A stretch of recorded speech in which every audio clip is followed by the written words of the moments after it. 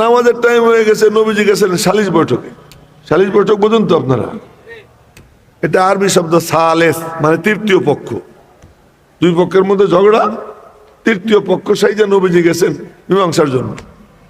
তো মীমাংসা করতে করতে দেরি হয়ে গেছে, দিকে জামাতের টাইম হয়ে যায়, আসে না। বেলাল খালি সূর্য দেখে, বেলাল সূর্য দেখে, সূর্য কোন পর্যন্ত যায়, এই কালা টুপিওয়ালা, তোরে তো আমি রাইকে এনে মারবো, আর একবার যদি এদিক ওদিক তাকাইছিস।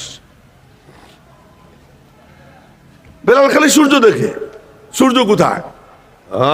আজীব ব্যাপার, এখনো নবীজি আসেন না। গিয়ে কয়, আবু বকর কি নামাজ পড়ান। আচ্ছা বলেন তো, আবু বকরে নামাজ পড়ার ইমামতের হুকুম দিচ্ছে কে?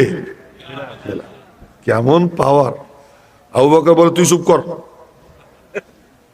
নবীজি আসুক পরে নামাজ পড়।